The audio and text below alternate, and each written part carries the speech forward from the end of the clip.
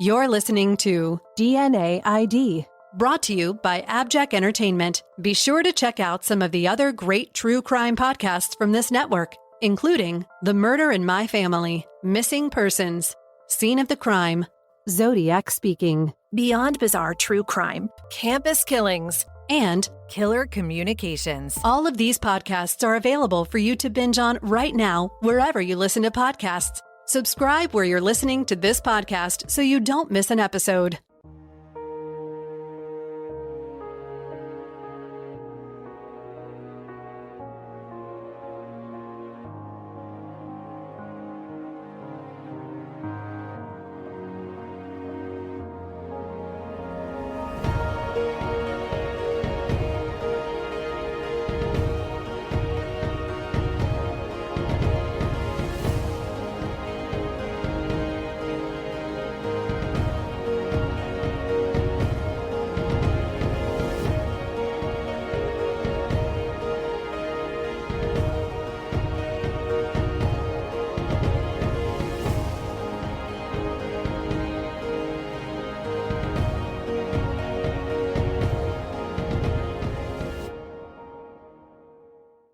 It was 1990. Susan Negersmith was hitting the beach for the weekend with her friends.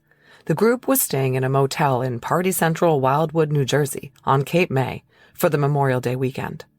The beach town was roiling with young people blowing off steam for the 3-day summer kickoff, and people spilled out of bars and staggered back to their hotels at all hours. Susan was no different. The 20-year-old had checked into the Sonata Motel around 2 a.m. on Saturday morning, after traveling from her hometown of Kent, New York. She was with a group of 6 other young folks, and they were in town to celebrate the end of their year at college. We don't have details about what Susan and her friends did on Saturday. Presumably, they spent the day at the beach.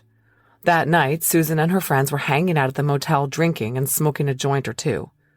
But Susan got restless and wanted to get out. She said goodbye to her friends, saying she was going out to hit the strip. She left the Sonata Motel sometime between 9 and 10 p.m.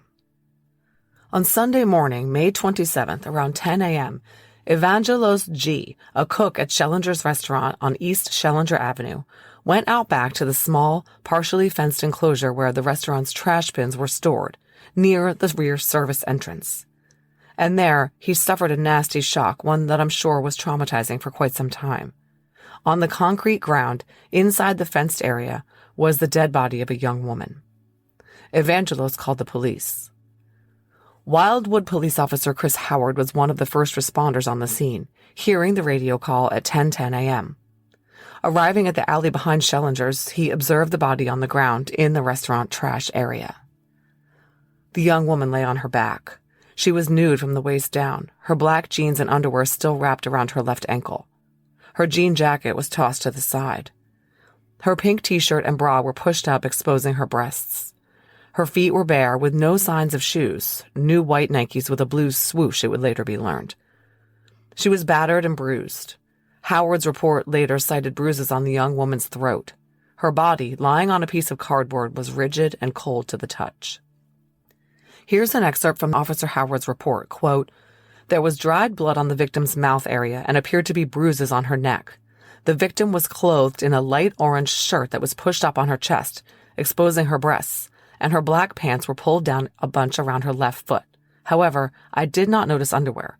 There were no shoes visible in the area," end quote.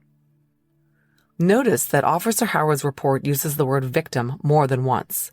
Even at first glance to the patrol officer, it was clear that the woman on the ground had been victimized. Officers from multiple investigative agencies started showing up to the scene. Detective Lillian Harrison of the Wildwood Police Department and even Wildwood Police Chief Davenport arrived. 5 members of the Cape May County Prosecutor's investigative staff came to see the scene for themselves. Several members of the State Police Major Crimes Unit arrived as well, and Dr. John Napoleon, the Cape May County Medical Examiner, joined the fray and, according to Detective Lillian Harrison's report, quote, pronounced the victim dead at the scene at 12:30 p.m., end quote. Who was Susan? Well, Susan Negersmith was born on December 29, 1969, to parents Kent Negersmith and Marilyn Negersmith, later Marilyn Coyne, in Carmel, New York. Susan had an older sister named Dawn and an older brother, Michael. Kent and Marilyn divorced, and Kent was remarried to Colleen Negersmith. They had a daughter, Susan's 3-year-old half-sister, Emily. When Susan wasn't at college, she lived with Kent, Colleen, and Emily in Kent Cliffs. Susan's mom, also remarried, lived in Hopewell Junction. Kent worked as a scientist who developed equipment for blood tests and also was a volunteer search and rescue squad member in the Adirondacks, where he vacationed. Marilyn was a realtor who also volunteered as a hospice counselor. Susan graduated from Carmel High School in 1988, where she was a member of the ski team and the cheerleading squad, and where she earned her cosmetology license. Her family said she loved outdoor activities, skiing, the beach, and aerobics. She was a happy, bubbly person. Her father, Kent, told the Herald-Statesman, quote, "She was an extremely popular kid. She was a super girl. We loved each other very much," end quote. When Susan was growing up, her family spent a week at the Jersey Shore every summer in the safe little beach enclave of Chadwick Beach. Now, in 1990, Susan had just wrapped up a 2-year program at the State University of New York Agricultural and Technical College in Delphi. She was studying marketing. In the fall, she was enrolled at Dutchess Community College in Poughkeepsie. Susan had moved back home to her dad and stepmom's place just 2 weeks earlier, preparing to spend the summer months at home. But Susan loved the beach and threw together the plan to head to Wildwood for Memorial Day weekend with her friends. The bustling tourist destination was a far cry from the sleepy towns of Carmel and Chadwick Beach that Susan was accustomed to. She was drawn by the allure of the nightlife and party atmosphere of Wildwood on a holiday summer weekend. What 20-year-old wouldn't be? And Susan was with friends. The 7 kids shared 3 different rooms. Susan and a friend stayed in room 10, a couple stayed in room 9, and 3 young men stayed in room 8. The names of the Carmel friends Susan was with have not been publicly released. But one of her childhood friends from her hometown, Mary Ann Sarles, told the Philadelphia Inquirer, quote, "We're from a really small town and it's different here. Growing up here, it's kind of hard not to be trusting. Our parents tried to tell us that the rest of the world isn't such a safe place," end quote. But Marilyn told the same publication, quote, "I was happy she was going to have a good time. I'm not a worrywart mother. I never really worried about my children because they never really got in trouble," end quote. Unfortunately, that ended in May 1990. I'm not clear on how Susan was identified. I don't have all the police files in this case for reasons that will become clear later. But I imagine that Susan's friends were extremely worried when she failed to return to the Sonata Motel that night. Apparently, when she left, she'd made a sort of joke about, "If I'm not back, call the police." Presumably they did. And Evangelos G. found the unidentified female body behind Schellinger's at 10 a.m., so I imagine police quickly put 2 and 2 together. On the evening of the 27th, Susan's sister Dawn, who was 26, got home to her mom's house to discover police cars in the driveway of the neighbor's house. The waiting police officers told her her sister was dead. Dawn later said that she entered a years-long depression after her sister was slain, and Kent Negersmith said it, quote, largely destroyed her mother, end quote. Dawn and Susan were very close and shared everything, and Susan was slated to be her maid of honor in her upcoming wedding. Dawn said she will eternally feel guilty because Susan had invited her along to Wildwood that weekend, but she declined. Her brother Michael also felt that he should have been there to protect his little sister, because someone had taken advantage of the vulnerable, petite 20-year-old being out alone and taken her life. Okay, back to the weekend of the murder. Susan's body was transported to Shore Memorial Hospital in Somers Point, where an autopsy was performed on Monday morning by a Dr. Donald Jason. To the naked eye, there was nothing that had obviously killed Susan. There were no bullet or stab wounds. As the chief of police later said, quote, there were some minor injuries, cuts, bruises, things of that nature. There was nothing that was apparent from a preliminary autopsy to have caused the death, end quote. The police chief was understating things a tad. Susan had 26 bruises on her body, injuries that weren't there earlier that day. She had cuts and scrapes, including abrasions and contusions on her scalp, face, back, and buttocks. One of her teeth was newly chipped, and her mouth bloody from lacerated lips. She had a black eye and petechiae. One bruise on her head was a fresh contusion, in medical examiner terms, in the left posterior parietal and occipital region, measuring 6 by 8 inches, with hemorrhage 1/4 inch thick. Blotchy pink coloration of the skin was noted on her anterior neck, and shards of glass had ended up inside her anal cavity, causing a laceration of the anal canal. These 26 injuries are termed separate and distinct areas of external evidence of trauma in her autopsy report. Also, it was noted that Susan's feet were clean, yet she was barefoot in a garbage area behind a city restaurant. It began to look as though someone had removed and stolen her shoes, or she had not walked there under her own power, or both. Blood and tissue samples were collected to be tested for alcohol and drugs. A rape kit was performed and vaginal, oral, and anal swabs collected. It was determined that Susan had had sex with someone right before she died, as she had semen in her vagina containing, quote, a lot of sperm, end quote. But the medical examiner made no determination about whether she had been sexually assaulted. 3 Caucasian male pubic hairs were found on her body, and those were collected, as were fingernail cuttings and scrapings. Dr. Jason was unable to come up with a cause of death. As a result, the death certificate filed on May 31st by the Cape May County Medical Examiner John Napoleon listed the cause of death as inconclusive, pending further studies. They decided to take a second look. A second autopsy was performed by Dr. Marianne Clayton alongside Dr. Jason. This commenced on May 30th at 9 a.m. and lasted 5 hours. Results were not immediately released. I'll get back to that momentarily. Now to the investigation. Nautical-themed local institution Shellender's Restaurant was situated 2 blocks off the boardwalk. Police had processed and photographed the crime scene and noted a few things. Susan was found inside the fenced area where the restaurant trash receptacles were maintained. This fenced-in area was visible from the nearby street, but it appeared that someone had really wanted to ensure that she was not seen.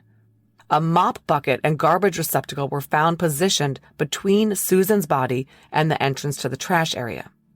Yet, Evangelos G., who found Susan, related to Officer Richard Basala in his interview that at 12:10 a.m. on Sunday morning, he and his co-worker Lewis had, quote, checked the storage room door to make certain that the door was secured and locked. Both men moved all trash cans against the building and then went back inside the restaurant, end quote. The police report states, quote, Evangelos G. told this officer that the mop bucket and trash cans that were located in front of the victim were not in that location early this morning when he exited the restaurant along with Lewis. All cans along with the mop bucket were located along the restaurant wall and fence. There were bloodstains on one of the garbage cans, end quote. Someone had moved the bucket and trash cans in a clear attempt to obscure Susan from view of the street. On May 30th, a couple of days after Susan was found, Wildwood Police Chief Robert Davenport said that police were treating the case as a homicide, although it, quote, could have been a natural death, end quote. Between 20 and 30 investigators were on the scene, with investigators from the Wildwood PD, the Cape May County Prosecutor's Office, and some other local agencies all participating. Susan's friends all told the same story. It was raining on the night of the 26th. They were hanging out at the motel, drinking and smoking pot. Around 10 a.m. or so, Susan decided to head out to the Strip. Now, I'm not at all clear on why she was going out by herself. That is not something I would have done in college, leave my friends and go to clubs and bars alone. We don't know if maybe she had other friends in town she wanted to meet up with or what. When Susan left the Sonata Motel, she jokingly told her friends, if I'm not back by the morning, call the police. We don't know where Susan was during the 10 to midnight time frame. Police were not able to track Susan to any of the bars or clubs on the Strip, although that's exactly where she had told her friends she was going. They even checked her hands to see if she had any of those typical fluorescent bar stamps that were handed out by bouncers at the local clubs, but she didn't. Remember, Susan was only 20. The legal drinking age was 21, so it's likely she could not have gotten into any of these bars and clubs anyway. Sometime between midnight and 12:30 a.m., Susan headed to a local gym. Earlier that evening, she'd met a fitness coach who came to the motel selling T-shirts and advertising his gym. So after midnight, Susan, a fitness buff, stumbled into the Attilis Gym, a 24-hour workout facility. She was very drunk. Sadly, Susan was in a vulnerable position. Attilis Gym employee Angelo G. was working out at the time, and he told police Susan started talking to him, but he couldn't understand her because she was very inebriated and slurring her words.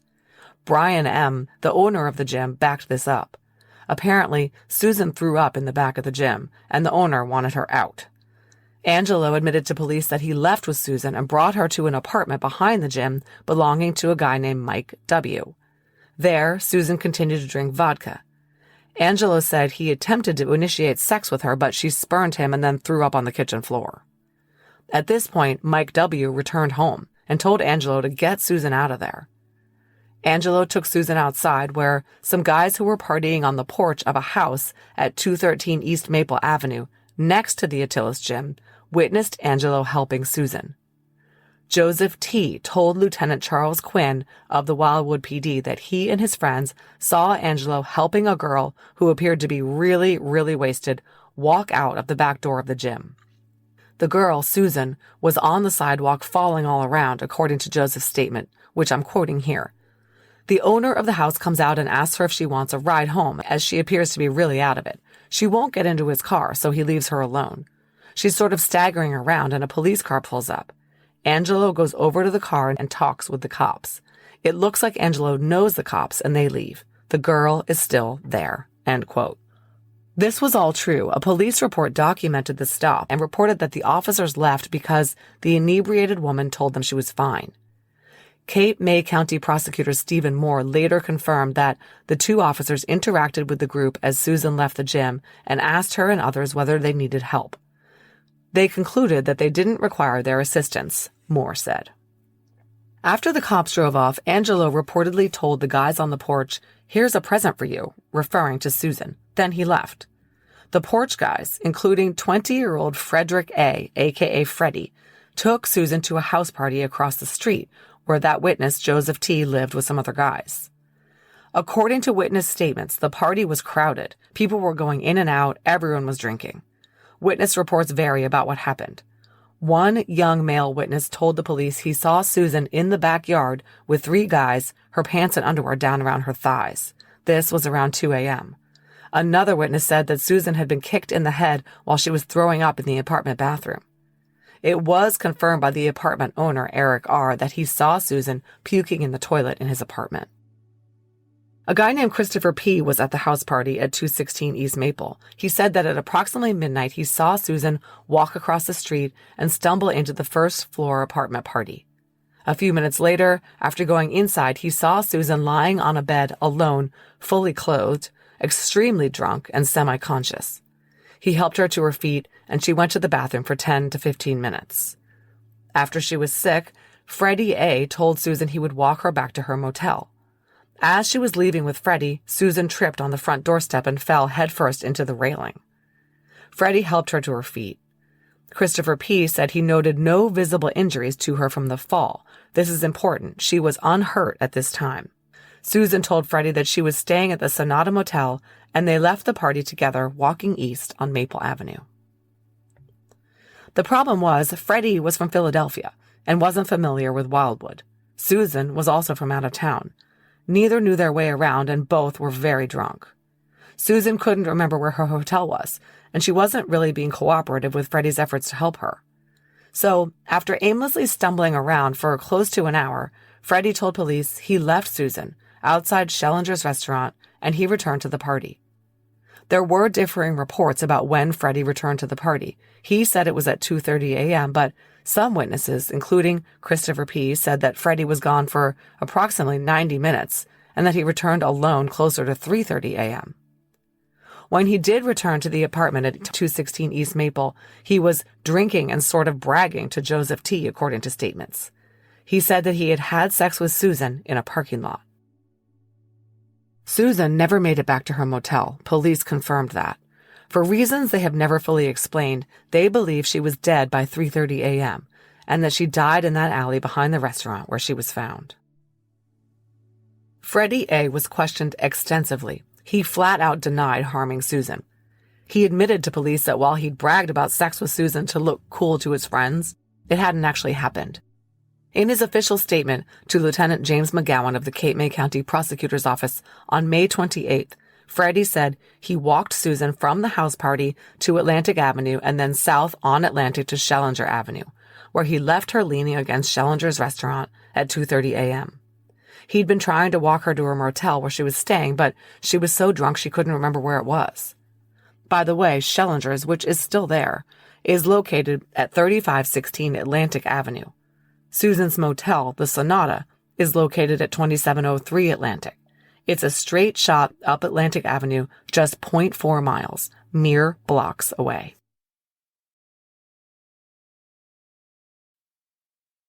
Detective William Cooper of Wildwood PD interviewed a Brian M., who said that between 1:30 and 2:30 a.m. on Sunday, the 27th, he and his friend Bill M. were standing outside Phil and Eddie's surf club at Cedar and Atlantic. They saw a young woman and a young man walking south on Atlantic Avenue.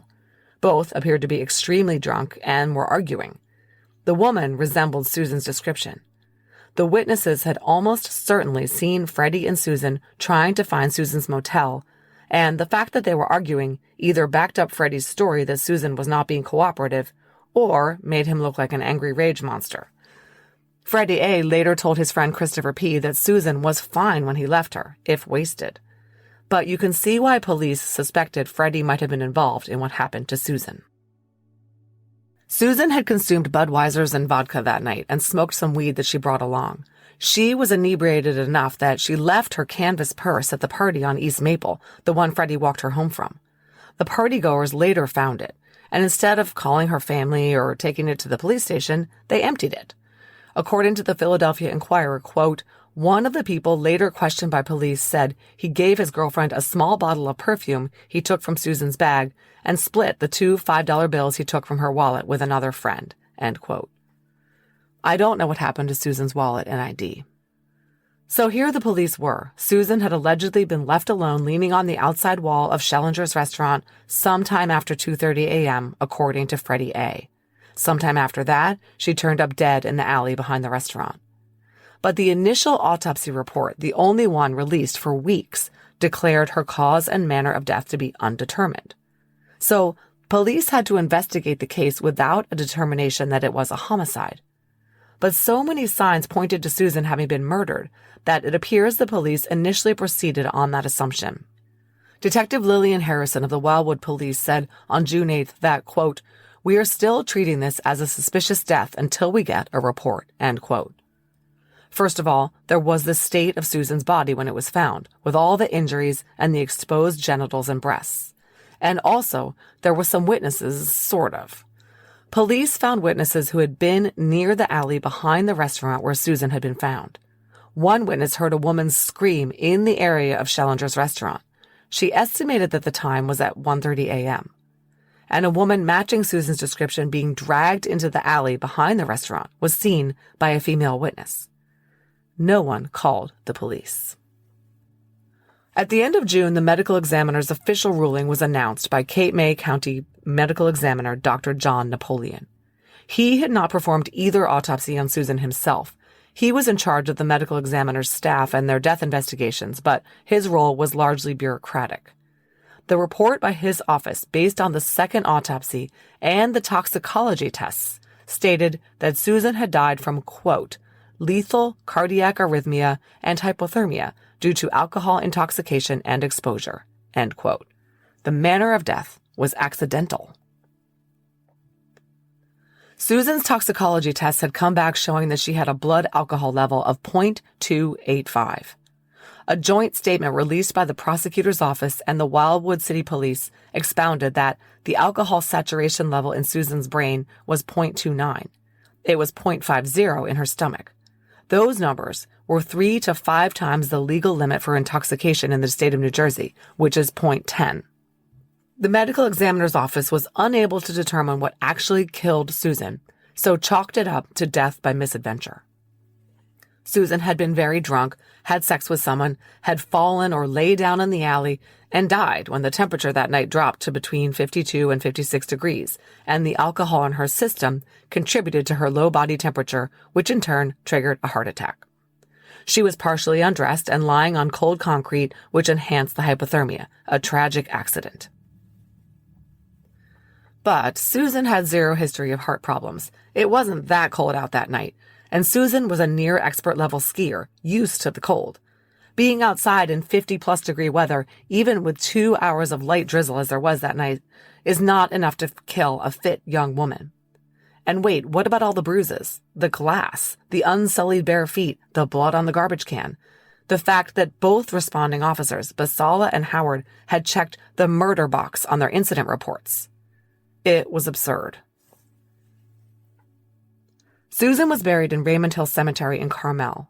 As reported by the Inquirer, Susan's mom wanted to bury her in her own wedding dress. She said, quote, "She was going to wear my wedding gown because she was the product of my husband and I at a time when we were very happy, and I knew she wasn't going to get married in it at this point," end quote. But Susan's arms were so badly marred by the cuts and bruises on them, exacerbated by the autopsy probing, that she had to wear something with sleeves instead. Susan's brother told the media that he was having a hard time accepting that basically Susan drank herself to death.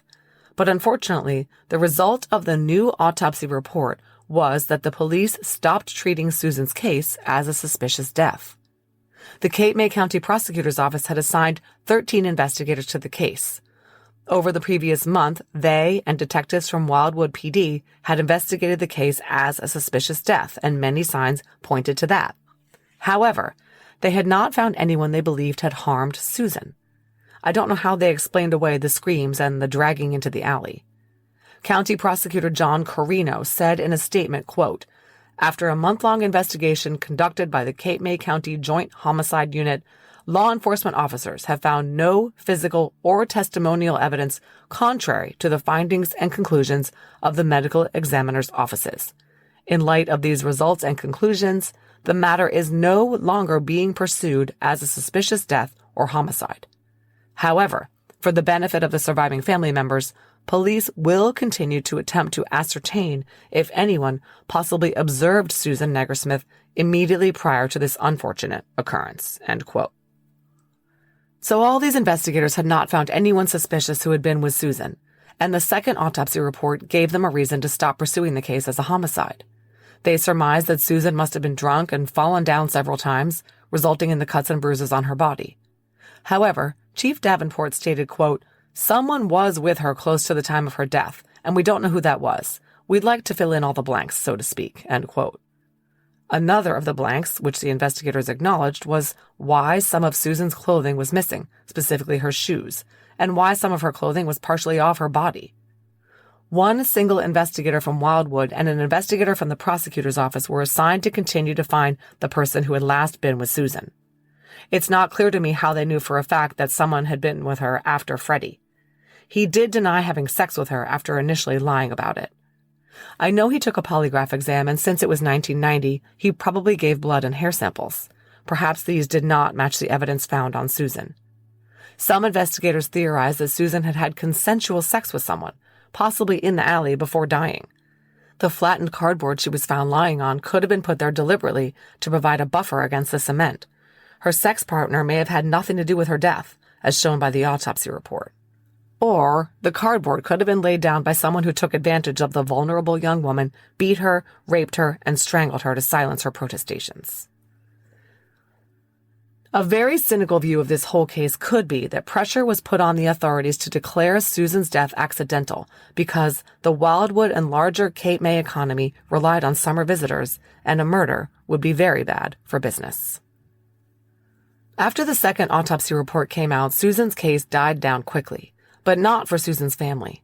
Kent Negersmith had hired a lawyer, Gary Hobbs, and had demanded to review the investigative documents.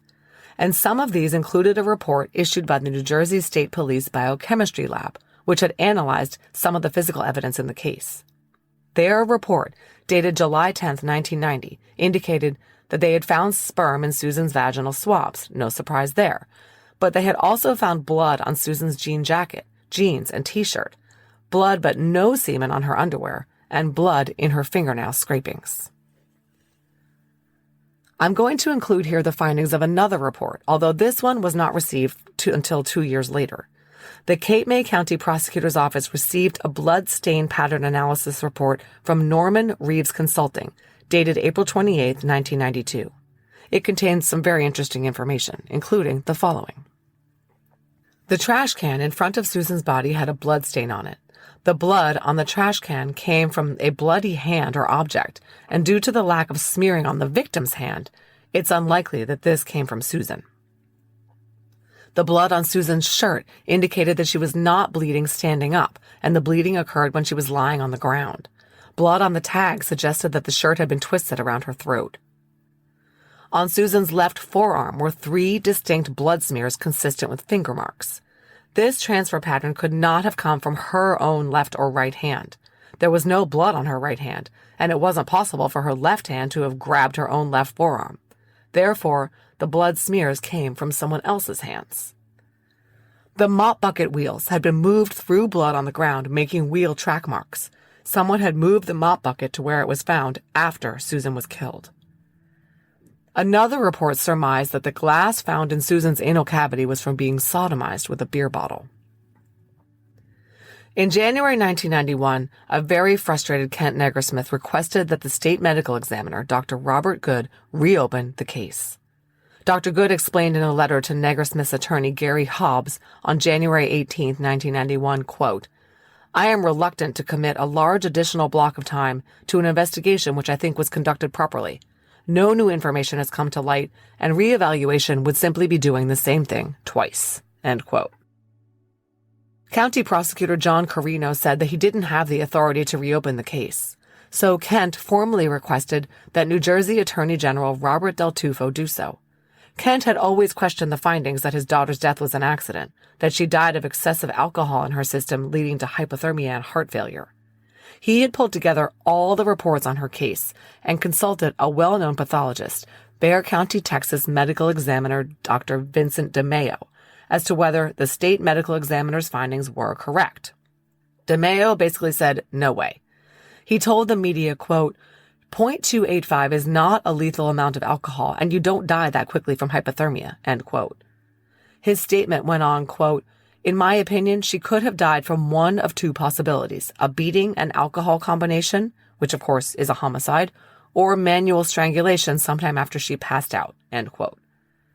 DeMayo emphasized that if Susan were indeed severely intoxicated, she could have perished from lighter strangulation than would normally be required. And if she didn't struggle because she was unconscious or nearly so, there might not be as many observable marks on her throat.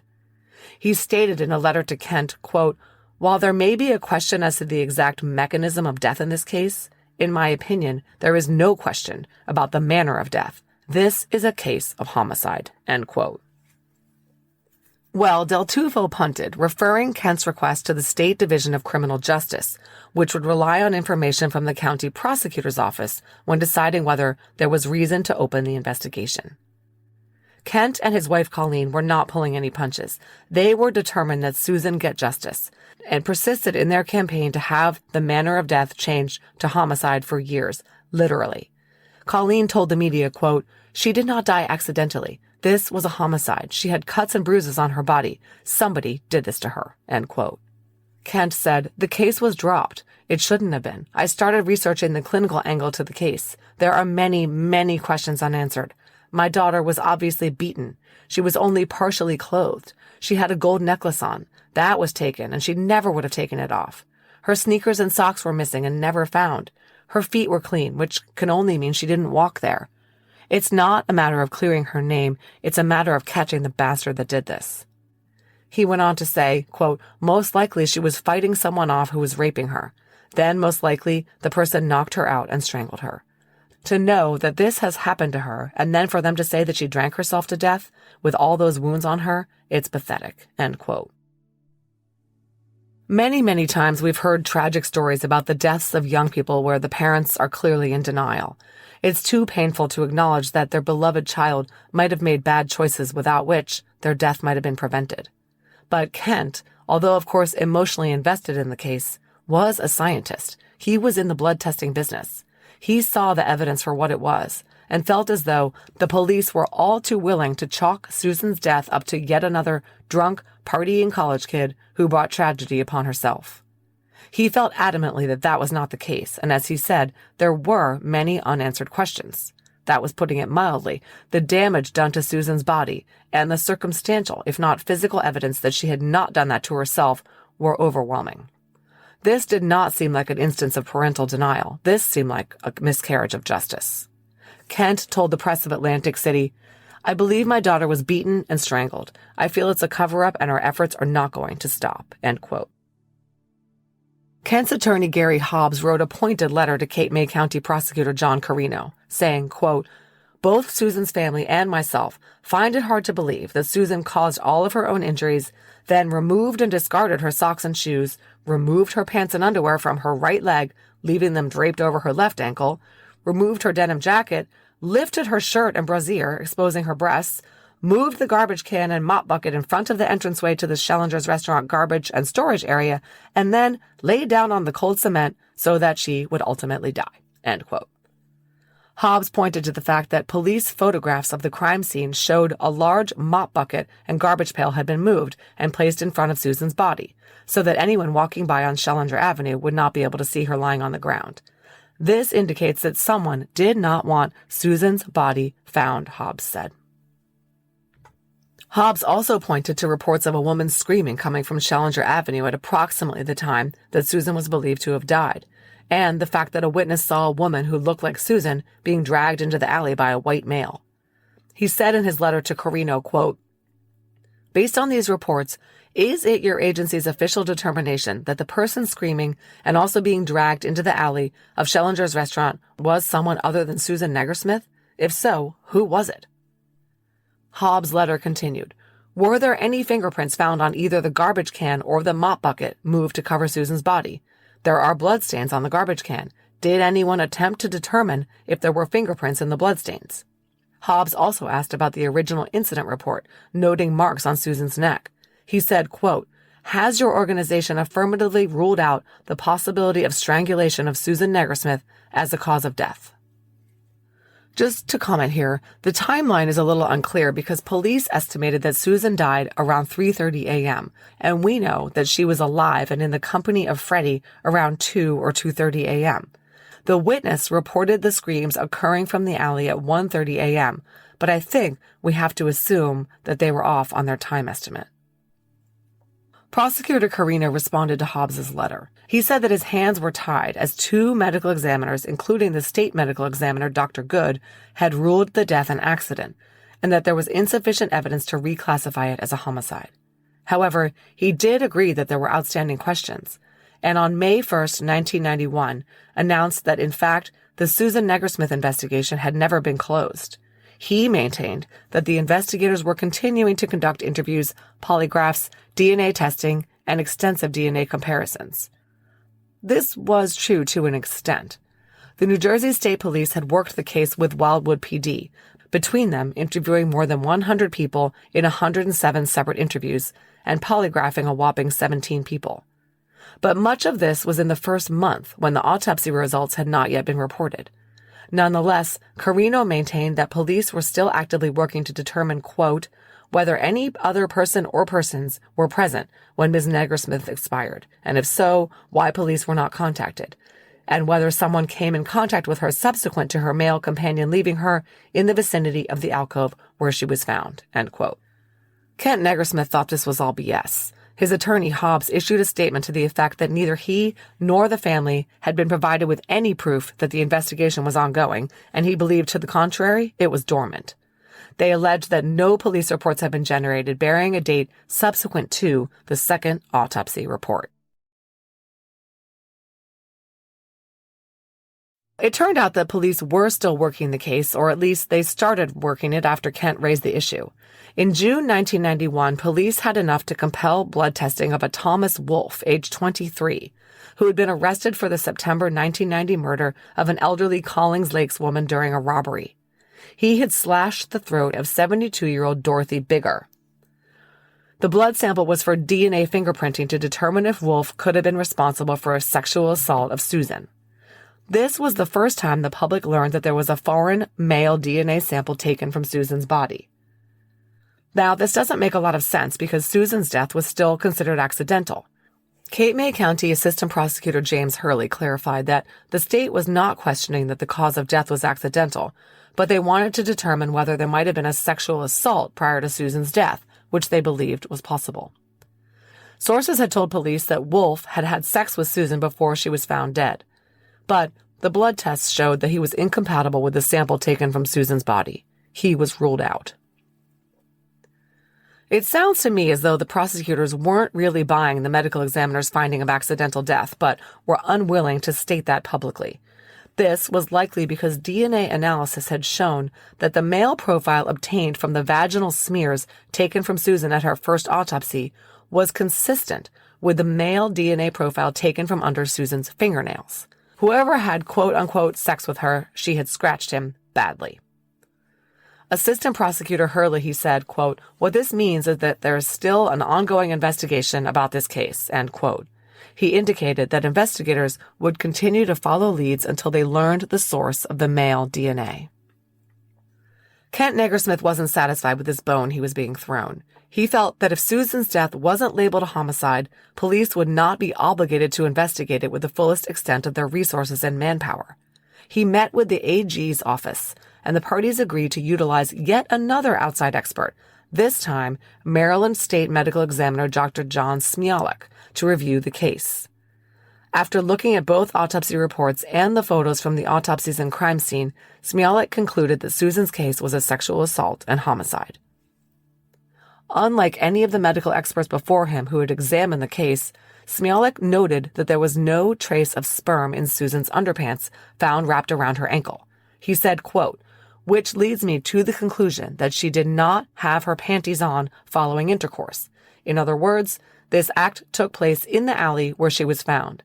In my opinion, the injuries of the face, head, and arms, hemorrhage in the eyes, and intercostal muscles fit a pattern of airway obstruction due to smothering that would have caused her death while she was laying on the pavement behind the restaurant. She was sexually assaulted shortly before, during, or shortly after her death," end quote. Boom. As if that wasn't definitive enough, Smialek concluded that Susan's blood alcohol content wasn't enough to kill her. The contusions on her head were too significant to have been caused by falling while drunk, and hypothermia was out of the question. Dr. Smialek presented his findings to the New Jersey State Division of Criminal Justice Deputy Director Richard Carley with yet another appeal to persuade the state medical examiner Dr. Good to reclassify the case as a homicide. By this point, Kent had retained a New Jersey attorney, Martin Toohey. The local paper, the Press of Atlantic City, ran an op-ed piece calling for the case to be reopened and labeling the refusal of the authorities to reclassify the case bureaucratic foot-dragging. And then, here's more shocking information. In February 1993, Kent Negersmith was contacted by a PI firm comprising 2 retired detectives who were experienced investigators. Their names were Dennis Fahey and Christina Boyhan. They obtained the case file, including the autopsy photos, and revealed some bombshells that had not been released publicly before. 1, a bloody, smeared handprint was visible on the front of Susan's pushed-up T-shirt. It proved that someone had pushed her bra and T-shirt up to her neck while she was bleeding. 2, Susan had caked blood under her nose, on her lips, and on her chin. 3, she had broken, jagged fingernails on her hand. This was a homicide. Kent's attorney, Martin Toohey, told the Philadelphia Inquirer, quote, "I defy someone to find out something that was done correctly in this case. Susan was raped and beaten and murdered. It's that simple. You don't have to be Sherlock Holmes," end quote.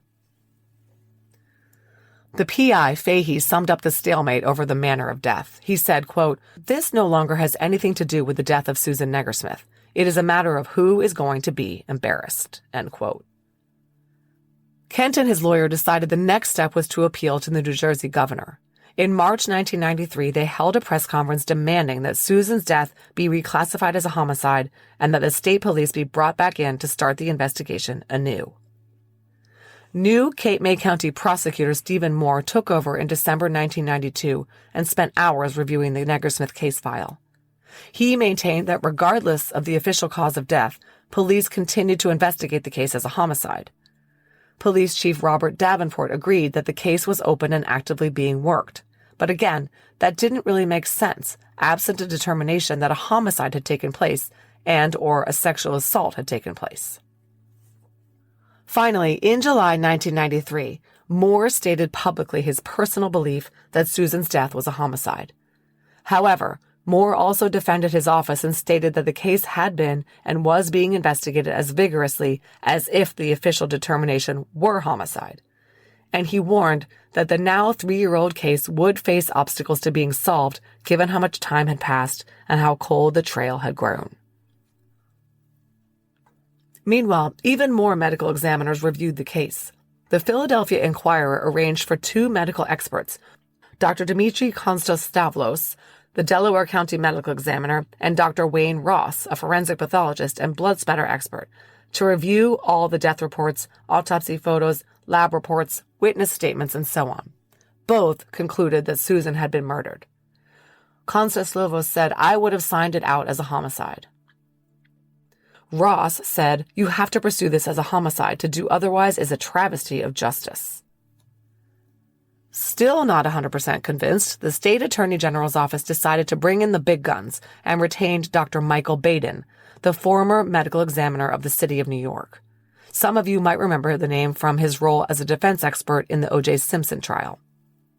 Well, Dr. Baden came down firmly on the side of the Negersmith family. He determined that Susan was raped and asphyxiated by another person, and her body was deliberately hidden to avoid detection. Finally, in July 1993, New Jersey's State Attorney General Robert Del Tufo stated that the case was a homicide and would be investigated as such, regardless of what the death certificate said. And the State Police Major Crimes Unit, New Jersey's elite detective squad, was taking over the investigation. In fact, the state police and other agencies formed a multi-agency task force, staffed with 20 experienced investigators. Their task of diving into the 3-year-old case was a daunting one, but not impossible, it was felt. To start with, they plastered the area with flyers asking anyone who was in Wildwood over Memorial Day weekend 1990 who might have seen anything to please come forward. Despite all these victories, Kent Negersmith was still not satisfied. And that was because even though everyone said they agreed the case was a homicide, no one actually ever changed the death certificate. The bureaucratic red tape was insurmountable, it seemed. But the fact is that under New Jersey law, only one man was empowered to amend the death certificate. This was the Cape May medical examiner, Dr. Napoleon. And he wouldn't do it. He simply refused. He said that he was sticking by the original autopsy findings. Susan's death was an accident. And what this meant was that even if a suspect was arrested, authorities would face roadblocks to charging him, because officially no crime had occurred. So in March 1994, Kent Negersmith filed a civil lawsuit in Superior Court, naming Dr. John Napoleon, the Cape May County medical examiner, and 2 other county officials, seeking to require them to change the death certificate. I'm not going to get into all of this because it became very complicated, but it turned out that Susan's wasn't the only botched autopsy in the state of New Jersey. Apparently, a pathologist in Cumberland County had failed to note 2 bullets in a murder victim's head. And another autopsy in Ocean County attributed death to a gunshot when actually it was a beating from a brick. The judge decided to take it to a jury. During motion hearings, the plaintiff, Kent Negersmith, submitted an affidavit signed by the acting state medical examiner, Dr. Geetha Natarajan, stating that she felt that Susan's death should be labeled a homicide, although she felt that alcohol intoxication was a, quote, significant contributing factor in the death. However, oddly, the state medical examiner had no authority to overrule the Cape May County medical examiner, Dr. Napoleon, whose ruling still stood. There was a lot of legal wrangling over whether the judge had authority to reverse a medical examiner's decision and whether the judge should have dismissed the case altogether. The other defendants were dismissed from the lawsuit, but Dr. Napoleon remained. And since the state's taxpayers were paying to defend him, in essence, supporting his refusal to update the manner of death listing, some citizens started to express displeasure, calling for a reversal. Some called into question why the state was defending the doctor's refusal to change the death ruling, since Susan had clearly died under degrading circumstances that needed to be investigated. In January 1995, there was a new medical examiner in town. Cape May County medical examiner Dr. John Chamberlain departed, and he had been the major obstacle to overturning the death ruling. There was more legal wrangling over whether the new medical examiner, Dr. Elliot Gross, formerly the chief New York medical examiner, had the authority to reverse a finding made by his predecessor. There was finally some movement when Dr. John Napoleon, who was now retired, petitioned to be removed from the lawsuit, and Dr. Gross agreed to stand in his place as the defendant. The parties to the lawsuit agreed that Chamberlain could bow out and Gross would effect an independent review of the case and make his own determination. The standard to be applied was that the medical examiner ruling would not be changed unless a new opinion could be supported with a, quote, greater degree of medical certainty or probability. The judge, I think, was happy not to have to make the decision. On the 5th anniversary of Susan's death, while all this was going on, her father, Kent Negersmith, offered a $25,000 reward for information in her case. On October 10th, in a Cape May courtroom, there was big news. The new Cape May medical examiner, Dr. Gross, announced his findings. He had taken it upon himself to actually surgically dissect Susan's preserved larynx that had been kept in evidence, even though the rest of her body had been buried. And what he found he termed incontrovertible evidence that unequivocally proved that she had been strangled. He said that when he dissected her voice box, he located a bilateral fracture of the cartilage on both sides of the larynx. Medical examiners before him had examined the larynx, but no one had dissected it, actually removing the tissue to expose the lower cricoid cartilage. Gross went over his findings 3 times to be sure, he said, performing the procedures on the separate sides of the larynx on different days in front of witnesses. He said that in some cases of strangulation, less commonly, the fractured segment is not dislodged, so it is not noticeable via external review. But now it was. In January 1996, Susan's death certificate was changed to read homicide by manual strangulation. Kent Negersmith could finally breathe a sigh of relief. Susan was vindicated, he felt. She had not brought her own death upon herself, as suggested by the drunken hypothermia ruling. But the ruling also brought with it a sadness, he said, knowing that his daughter had had to fight for her life and lost. His lawyer said in a statement, "This is the first time since her death that the criminal justice system has treated Susan with fairness, compassion, and respect." But wait, shockingly, that wasn't the end of the story. Dr. Chamberlain, the former medical examiner who said there was not sufficient evidence, just pure speculation, justifying a change in the death certificate, he came out after Dr. Gross's ruling and challenged it. Dr. Napoleon and his attorney gave an interview to the press of Atlantic City, which I'm quoting here. It says, quote, "Although Napoleon and Lamanna chose their words carefully and stopped just short of a direct accusation, they strongly imply that someone intentionally broke a long-preserved bone from the victim's larynx to create evidence of a homicide," end quote. They suggested that Dr. Gross's finding was all too convenient. Both previous medical examiners who had actually examined the larynx would have removed any residual tissue and easily detected any such fracture, they maintained. Dr. Jason, the first medical examiner, had performed 4,000 autopsies and went on to become a professor of forensic pathology at Wake Forest University. Go Deeks. He had seen scores of cricoid cartilage fractures and said he would be amazed if he had failed to detect one in Susan's case. And he suspected that instead it was an artifact, a fracture that happened accidentally when the preserved larynx was opened. He said, however, that the whole purpose of these kind of forensic evaluations is to challenge others' findings and question everything. He said, quote, "I went into this case expecting to find a strangulation. That's why I examined the larynx thoroughly and saved it. I was amazed at that point not to find it. Although I expected to and would have liked to find a fracture, I couldn't have made something there I didn't see, in all fairness for any potential defendant. If he found something, that's wonderful. I just hope Dr. Gross found what he found, and everybody is doing this for the right reasons," end quote. Sorry for all this technical detail. All of this will be very important. We haven't seen many cases in which there was so much dispute over the autopsy findings. The second autopsy had been conducted by Dr. Marianne Clayton. She, too, had not noticed the broken bone. None of the pathologists who reviewed the case via photographs, including Dr. Michael Baden, had noticed the broken cricoid bone either. Okay, so this is ridiculous, right? Dr. Gross didn't have a dog in this fight. Why would he manufacture evidence tending to prove a homicide? He wouldn't. But There was a little bit of concern when it was noted that the family had consulted a Dr. Klaus Speth to review the case, and he had aggressively lobbied Dr. Chamberlain to make the change in the death certificate. Dr. Speth had recently been indicted in Essex County on charges of tampering with a larynx bone in connection with the autopsy of a deceased prison inmate. Dr. Speth denied ever handling the larynx in Susan's case, but it all seemed a little fishy. There was a lot of finger-pointing over who would and would not have missed the fracture. But in the end, with or without the bone, the circumstantial evidence of Susan's murder, including the marks on her throat observed by the responding officers, the bloody T-shirt and the moved garbage pail, and all the trauma to her body, sealed the deal in the minds of most.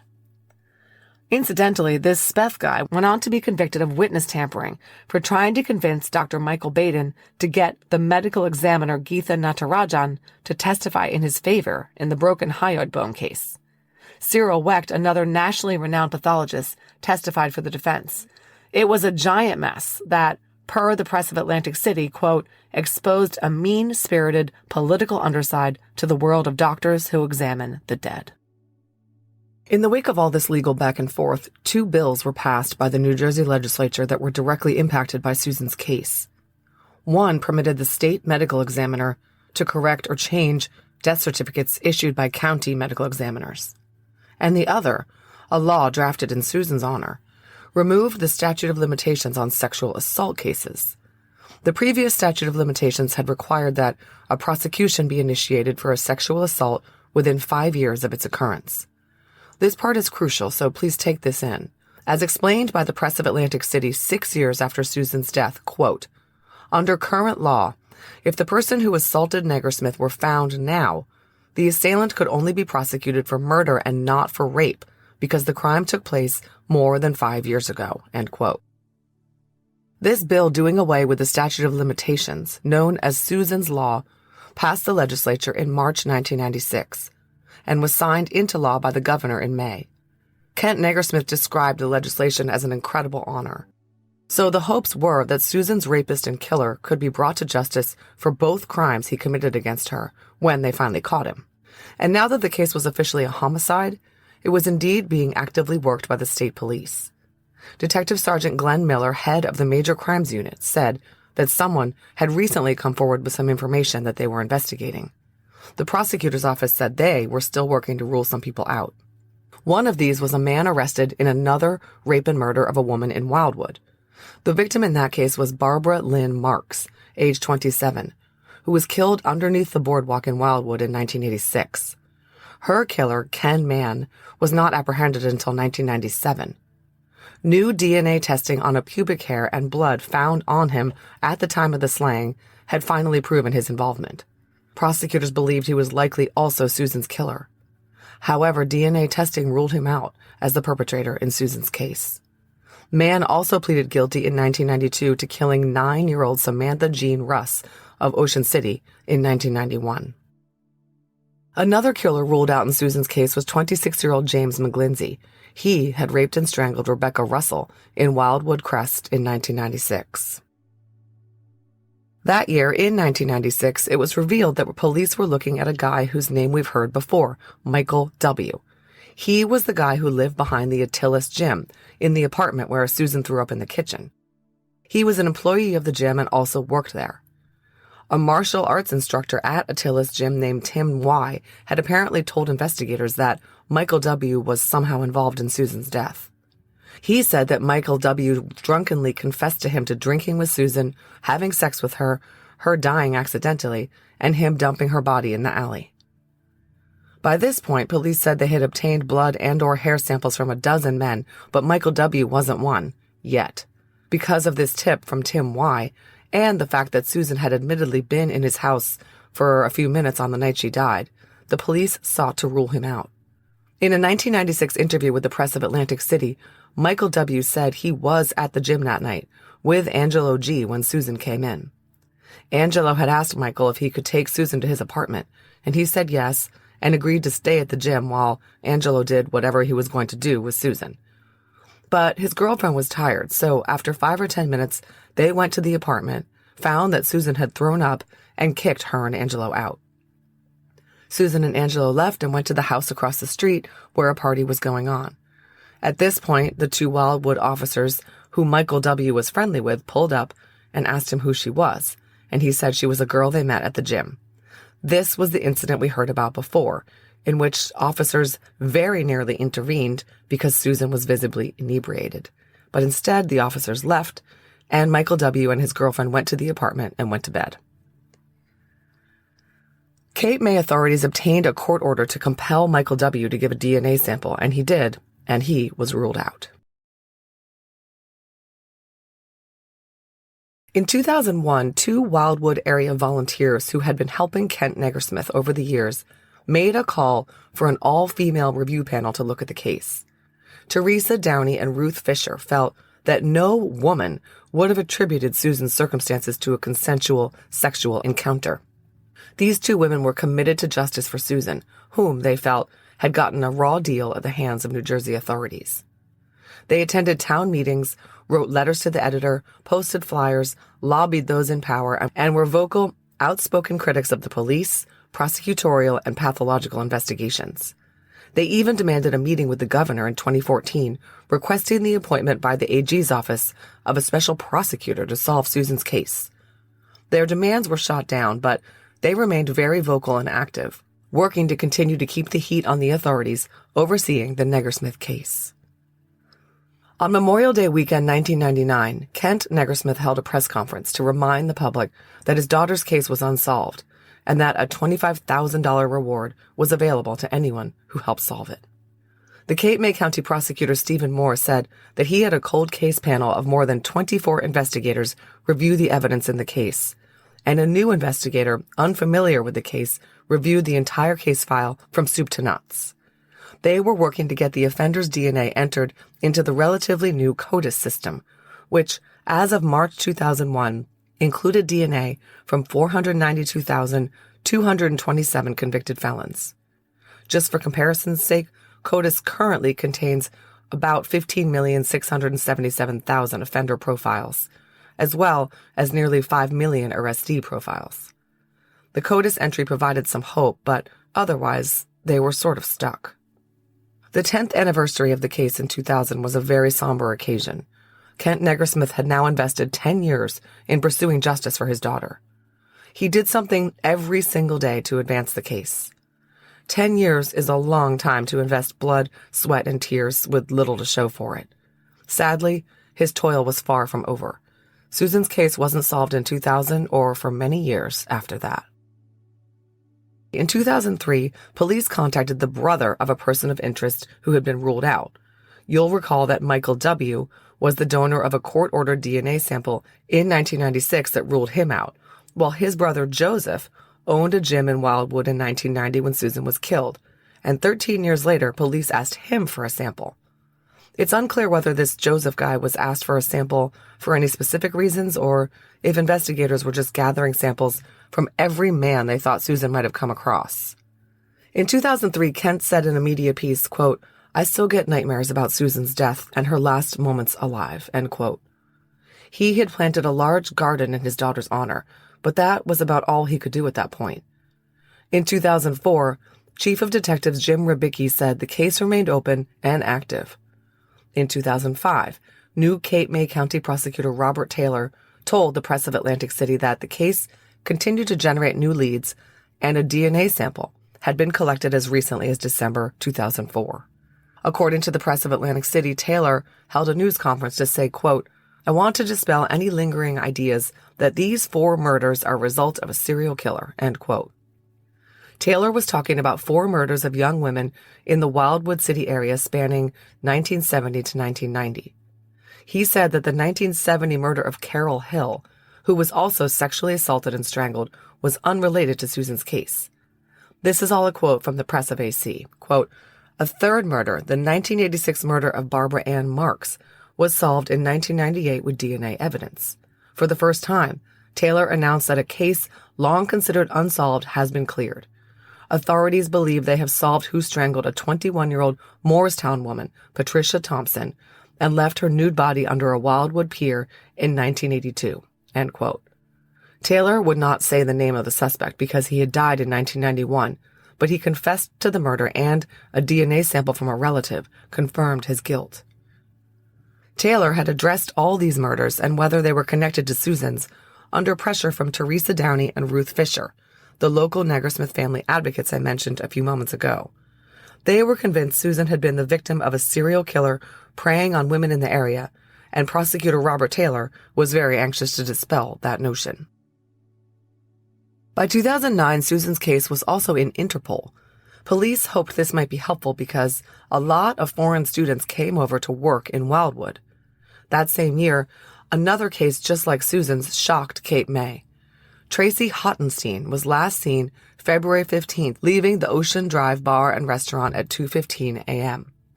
She was found in a mud bank under the Sea Isle City Bridge. An autopsy determined she had a high level of alcohol in her system and she had died from hypothermia after falling into the frigid waters on an icy cold winter night. She also had 3 broken ribs. The similarities to Susan's case were eerie. Tracy's case has been declared an accidental death due to hypothermia. By 2015, investigators had collected 40 DNA samples from men mentioned in the Negersmith case file. A lot of long-form articles observed the 25th anniversary of the case. One of these appeared in the Philadelphia Inquirer, quoting Captain Mike Emmer of the prosecutor's office. He said, quote, "We're always looking for new information. We're looking at all possible leads and to see if anything can be retested or resubmitted. We always have people working on this case," end quote. He said he was hopeful that modern technologies would help break the case. By this time, in 2015, Kent Negersmith was in failing health. His daughter Emily, Susan's half-sister, was now 27 years old, and she vowed to see the case through to the end. She told the Press of Atlantic City that growing up, Susan's case dominated their family dialogue at every meal. She said that her sister's death took a major toll on her father's life. He spent a lot of contemplative time in Susan's memorial garden in their backyard. He refused to have music on in the house because music reminded him of happy times. Emily said that any time she had a special occasion, he would lament that Susan never had that same day. Susan should have had this, he would say. Kent had bugged the investigators about the case until he could no more, and Emily and her cousin Caitlin, a Duke law student, took on the role of bugbear to the authorities. They sat down in 2015 and requested a thorough breakdown of what was being done to solve it. "I will never stop for the rest of my life until we find who did this," Emily told CBS 3. "I just dream of the day the prosecutor calls us and tells us they found someone." According to the Press of Atlantic City, Chief Prosecutor Robert Taylor told the newspaper that the file contained more physical evidence awaiting testing, but it was a tiny sample that would be destroyed under current testing methodologies. So they were waiting. He said, quote, "Sometimes you have to wait for technology to catch up. We don't want to take a chance of destroying evidence," end quote. He was talking about a hair found at the crime scene that had been maintained in evidence all those years. But concerns existed that attempting testing on the hair could destroy it. So they were waiting to see if instead their perpetrator would generate a hit in CODIS. In 2016, Kent Negersmith passed away. His life's work of the past 26 years had been to see his daughter's case solved. He died without that happening. "Mr. Negersmith has to be credited with tremendous tenacity," said prosecutor Stephen Moore. "He's been through horrible pain and every parent's worst nightmare, and to have it compounded by having to pursue this through his own initiative," end quote.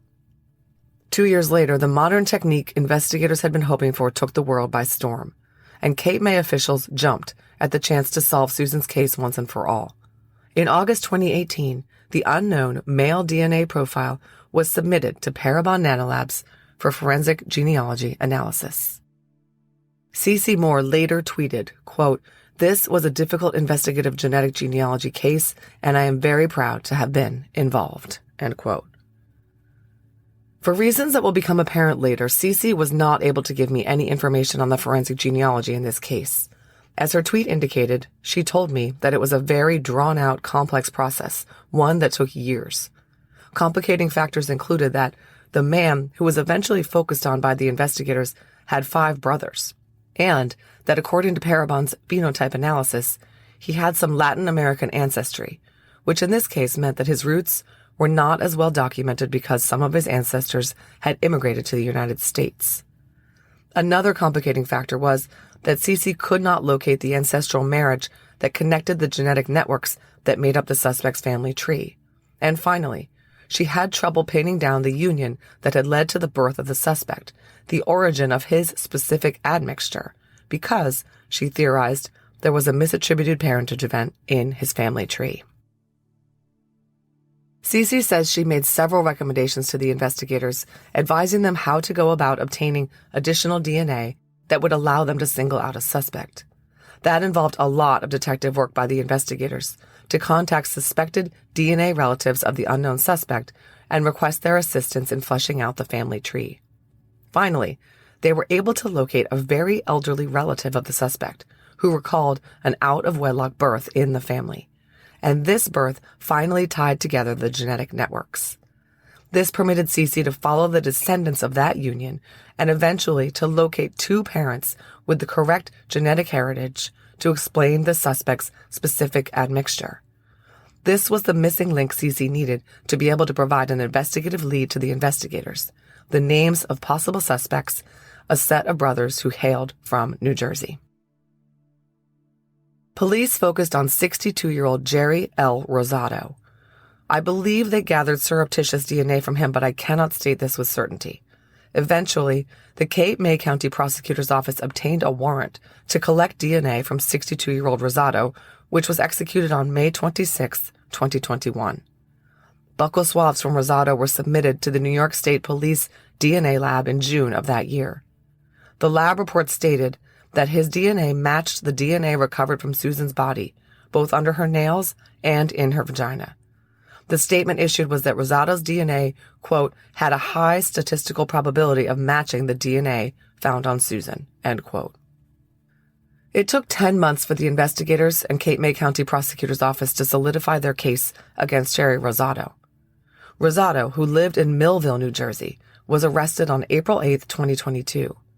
The criminal complaint charged him with one count of second-degree sexual assault.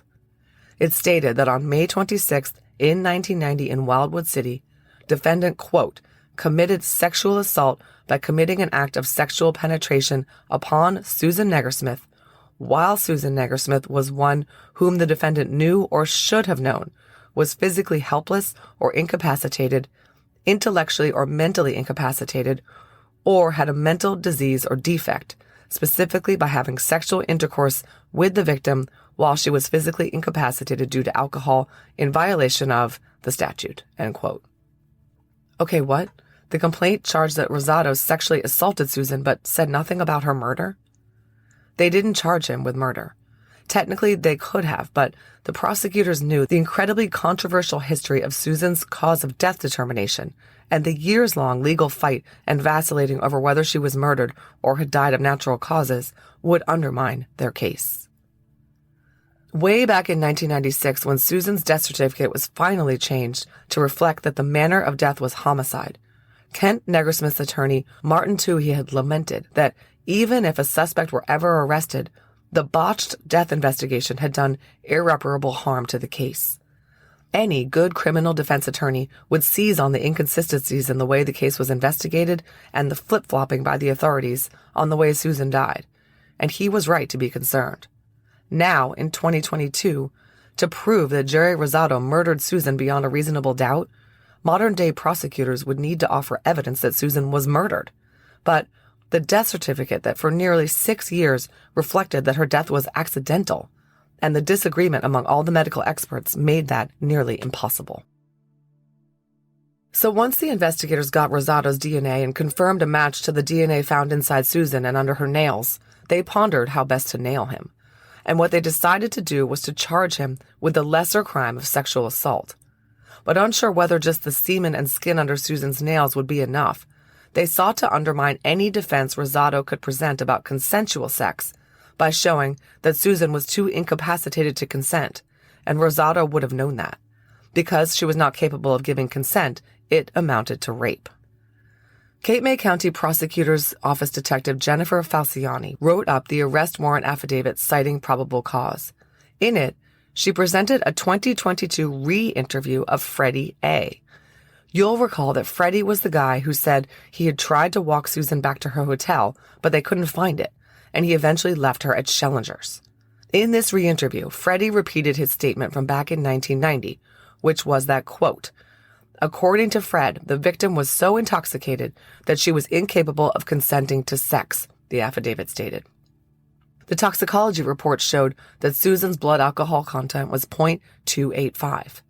That fact, plus Freddie's statement, was sufficient to prove that consent was impossible and Rosado was guilty of sexual assault.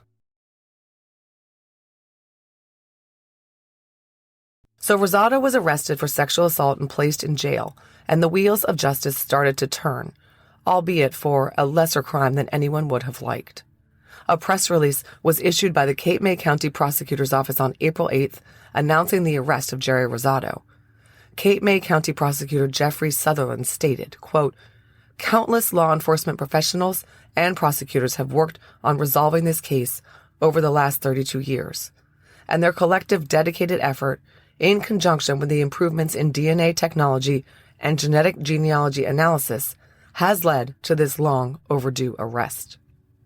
I want to particularly commend the Major Crimes Cold Case Unit of the Cape May County Prosecutor's Office for their steadfast efforts in finally providing a measure of justice to the Negersmith family, end quote. The press release went on to say that under New Jersey law, a person convicted of a second-degree crime, such as the second-degree sexual assault that Rosado was charged with, is subject to a term of imprisonment of 5 to 10 years in New Jersey State Prison. A little asterisk notes that all charges are only allegations, and the defendant remains innocent until proven guilty. Very unfortunately, Rosado was not one of those guys who was going to confess in light of the overwhelming physical evidence against him. I don't have access to his arrest interview transcript, but he didn't give them anything. He was going to fight the charges with everything his attorneys could throw at them. First, his attorney moved for bail, citing the 62-year-old's, quote, failing health.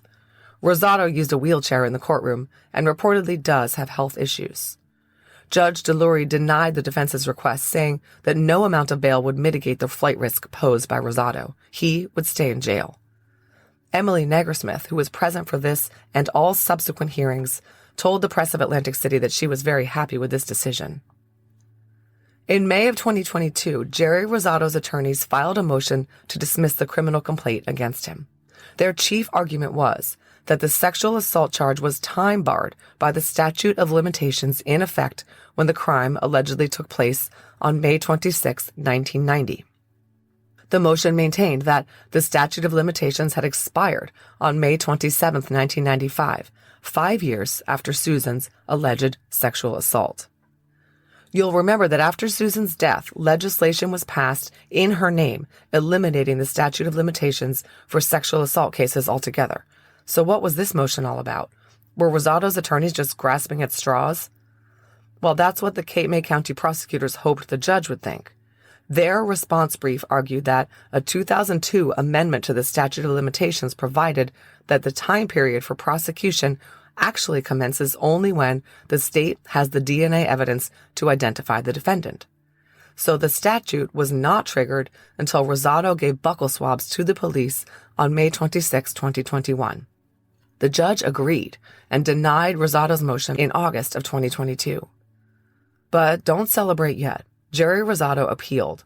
Essentially, he argued that amendments to the statute of limitations cannot revive a previously time-barred prosecution. In other words, since the sexual assault became time-barred in May 1995, the 2002 amendment could not apply retroactively, or it was a violation of the ex post facto clause of the Constitution. A 3-judge appellate court took the case and considered Rosado's argument. The statute, in effect, had been amended twice, once in 1996, when, in honor of Susan, it was changed to eliminate the statute of limitations for sexual assault cases. However, the statute as amended specifically provided that, quote, it shall be applicable to all offenses not yet barred from prosecution under the statute of limitations as of the effective date, end quote. In other words, the new statute did not apply to causes of action that were already time-barred. The prosecution, in its response, admitted that this amendment did not revive the sexual assault in Susan's case. However, the state argued that the 2002 amendment to the statute, which provided that the statute of limitations began to run once the state had in its possession DNA or other evidence identifying the suspect, applied a new time period applicable to cases in which the statute of limitations had already expired. It was a matter of statutory interpretation requiring the court to look at the legislative intent behind the statute. I know, this is all very complicated. Basically, the appellate court looked at the plain language of the 2002 statute, which said that it took effect immediately, and said nothing about taking effect retroactively. If it did, it would arguably violate the defendant's constitutional rights, and the court had to assume that was not the intent because it was not specified. Here is a quote from the court ruling, quote, "The federal ex post facto clauses prevent the time for prosecution to be extended in any case where the pre-existing statute of limitations has already expired. No one can dispute that if the defendant had been charged in 1997 with a sexual assault, that charge would have been dismissed with prejudice as time-barred under the criminal statute of limitations then in effect. Therefore, the 2002 amendment to the same statute cannot constitutionally revive what has already expired. We recognize the strong and legitimate desire to ensure that crimes are appropriately punished. As we have explained, however, criminal statutes of limitations involve a legislative judgment of how to balance the right of the public to have persons who commit criminal offenses charged, tried, and sanctioned with the right of the defendant to a prompt prosecution." End quote. The appellate court sided with the defendant. It held that the statute of limitations had expired and could not be revived. The court required that the matter be remanded to the trial court to enter an order granting the defendant's motion to dismiss the criminal charges against Jerry Rosado with prejudice. That meant that the case was over. The prosecutors could not try again, at least on the sexual assault charges. Accordingly, on April 19, 2023, Superior Court Judge Bernard Delury dismissed the charges against Jerry Rosado. But Rosado had already been released. The day after the appellate court decision in his favor, he walked out of the Cape May County Jail a free man. I have heard that he was released to a medical facility to treat his failing health, but I can't confirm this. So this is the part of the show where I usually go into details about who the suspect is, what we know about his life, what else he's done, how he crossed paths with the victim. Unfortunately, I can't do that here. Jerry Rosado has not been convicted of any crime involving Susan, and because the case was not adjudicated, I have no knowledge of what other evidence, circumstantial or otherwise, points to him being the killer of Susan. Rosado is innocent until proven guilty in the eyes of the law. The DNA evidence speaks for itself, but unfortunately, that is not enough. As Cece Moore said to me, it is very frustrating that after all the work she and the detectives put into this case, that is where it is. Point that this is a good example of how our job as investigative genetic genealogists is only to help identify that DNA contributor, not to determine whether they're guilty. Especially in this case, I want to say I'm not saying he's guilty of anything. I only helped identify him as the DNA contributor, and then law enforcement has to determine what that means. Law enforcement, the courts, and potentially a jury. So what is the current status of the case against Jerry Rosado? Cheryl Spalding, Community Relations Specialist, Law Enforcement Public Information Officer at the Cape May County Prosecutor's Office, sent me the following email. It says, quote, "On behalf of Jeffrey H. Sutherland, prosecutor and the Cape May County Prosecutor's Office, I would like to respond to your inquiry. The notice of petition for certification was filed on March 29, 2023, the same day as the appellate division decision. The petition for certification was filed on April 29, 2023. The public defender filed a response on May 13, 2023. The New Jersey Supreme Court has not acted on the petition at this time, and the matter is still pending in that court. Although the charges against Mr. Rosado were dismissed on the appellate court's order, the matter is still pending in our office. The filing of the petition challenges the dismissal and argues that the matter should be reinstated back to the trial court. It is the state's position that the statute of limitations did not expire because of the DNA amendment, and as such, we should be able to proceed with prosecution. We cannot comment beyond this given the pendency of the matter, end quote. Okay, so in plain English, what this means is that the Cape May County Prosecutor's Office has asked the New Jersey Supreme Court to take up this matter. I haven't seen their brief, but as Ms. Spalding explained, they contend that the 2002 amendment to the statute of limitations passed expressly to address DNA cases applied to Susan's case. Needless to say, Rosado's attorneys argued the contrary position. According to the New Jersey court's website, the Supreme Court receives more than 1,000 petitions each year and only accepts about 100 of them. To be accepted, the petition must convince the court that the appellate judges made a legal error in deciding the case. With these sobering numbers, it remains to be seen whether the New Jersey Supreme Court will hear the case, and if they do, what they will decide. The case is still pending, and there is still hope for Susan's family that they will see Jerry Rosado in court facing charges in her case. And that is where we will have to leave things. I wanted to cover this case now, before the legal process has concluded, because Susan's story is such a tragic reminder that even with the wondrous power of forensic genealogy to provide answers, those answers are just the first step toward resolution. However, I will point out that since the New Jersey authorities arrested Rosado and named him publicly, the DNA match must have been compelling enough to overcome concerns about a weak case. The fact that his DNA was under Susan's broken, bloodied nails is persuasive. I suspect that the investigators were also able to put Jerry Rosado in Wildwood on Memorial Day weekend 1990. This is all speculative, but perhaps they even found some witnesses who either saw him near Schellinger's, saw him with Susan, or saw him with bloody scratches on his person that weekend. Or maybe they were even able to match the bloody prints on Susan's t-shirt and or the garbage can to him. Maybe someone noticed that he had a brand new pair of Nikes with a blue swoosh after that weekend. We don't know any of this.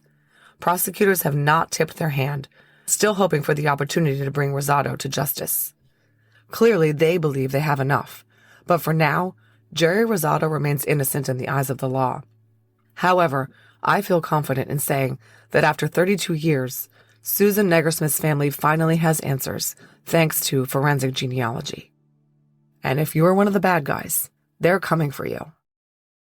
Thanks for listening to this episode of DNA ID. Before you leave, please let me tell you about some important things related to the show. If you'd like to support this podcast, and in the process, get access to early and ad-free episodes, as well as bonus content like crime scene photos, you can sign up for a Patreon subscription for only $5 a month by heading over to patreon.com/DNAID. Of course, you're welcome to contribute more than $5 a month. We rely on Patreon funds to pay for the original source materials I use to research each episode. If Patreon isn't your thing, you can also show your support with an AbJack Insider subscription through Apple Podcasts. It costs just $4.99 a month or $49.99 a year. Your AbJack Insider subscription will give you the same benefits for not only DNA ID, but for all of the shows on the AbJack network, like Killer Communications and Campus Killings. Head over to Apple Podcasts and find the DNA ID page or look for the AbJack network to get started. If you're on social media, we'd love to interact with you there. DNA ID is on every major social media platform. Search your favorite platforms for DNA ID Podcast to find us. We also have a YouTube channel, and our website is dnaidpodcast.com. You can find links to all of these anytime in our show notes. If you need to reach the show, contact us by emailing dnaidpodcast@gmail.com. Finally, if you want to pick up some fun DNA ID merch and represent the show, visit the store at www.customizedgirl.com/s/DNA ID podcast. DNA ID is researched, written, and hosted by me, Jessica Betancourt. It's produced by me and Mike Morford of AbJack Entertainment. Music by Connor Betancourt.